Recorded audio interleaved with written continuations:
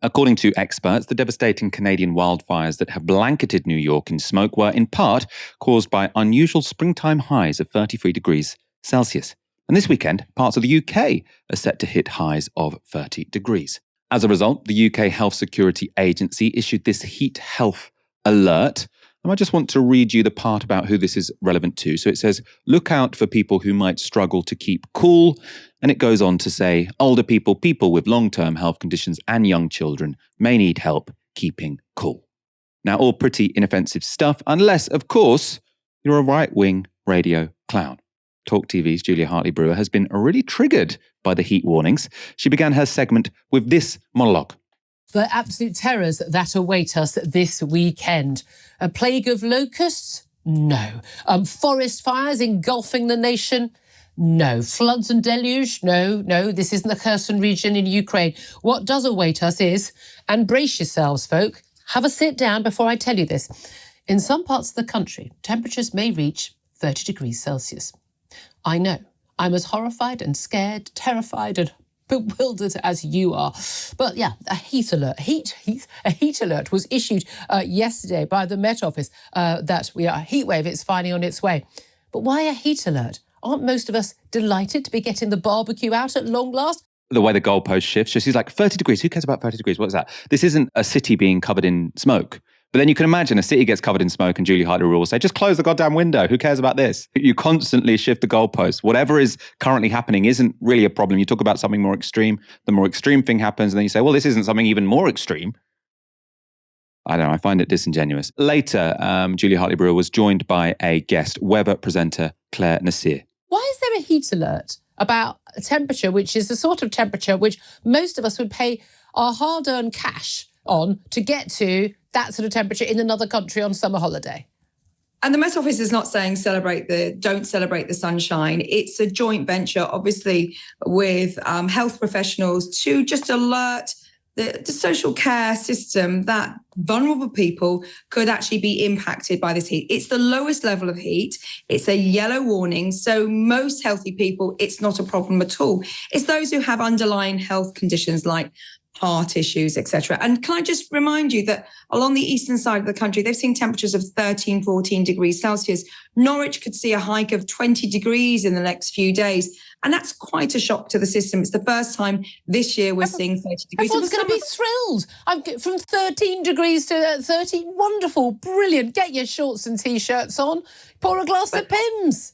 Not everyone like you is so robust, Julia. Some people But again, the whole world is being organised around the very frail, the very elderly and the very vulnerable. I'm just not entirely... Surely they already know that already. I mean, there's a marathon on. Oh, let's tell my 80-year-old mum not to run the marathon.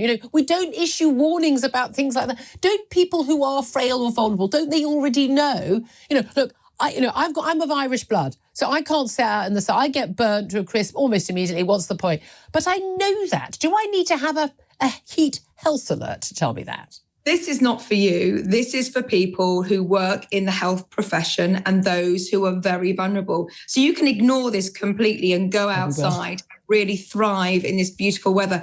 And it's great because your carbon footprint will be very low. And don't start on that nonsense, Claire.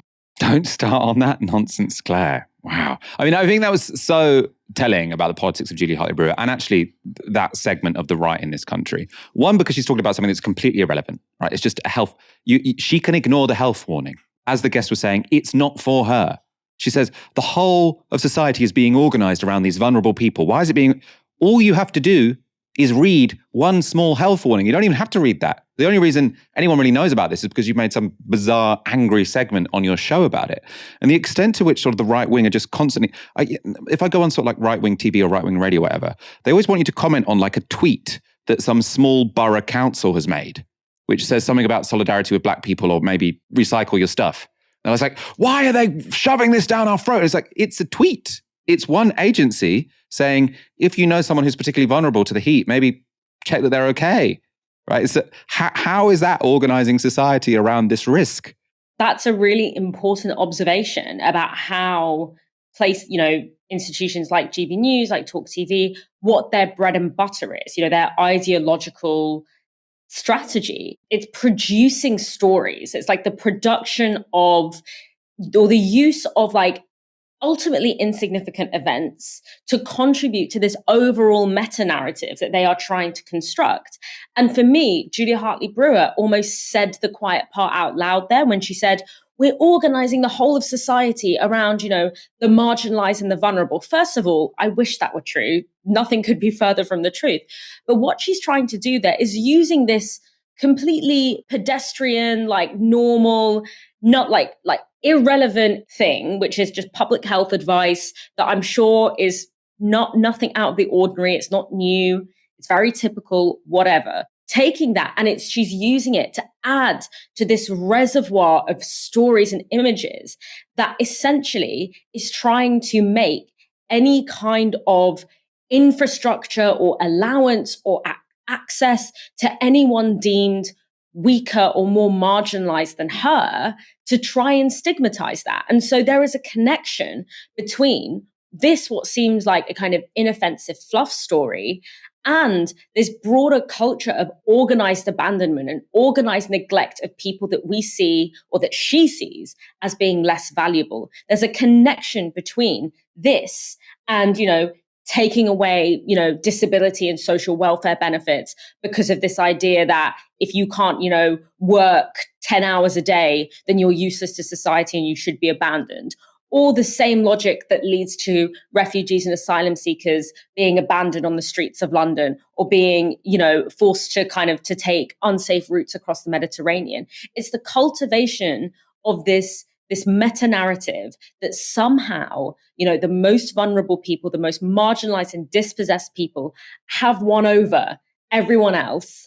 And that actually the morally right or the common sense approach is to allow them to be abandoned. When that's your ideology and when that's the ideology you're trying to implement and trying to normalize, and you're a hammer and everything looks like a nail. I suppose why it seems so extreme to me is because, it's very unpleasant when sort of the right are sort of trying to stoke tax revolt. So essentially say all of our tax money is going to support the vulnerable. It's not, by the way, but the argument they're saying is you could have more money in your pocket if we weren't giving so much to vulnerable, sick people, old people, unemployed people, whatever. It's not, I don't want money to be transferred to vulnerable people. It's, I don't even want to be reminded of the existence of vulnerable people.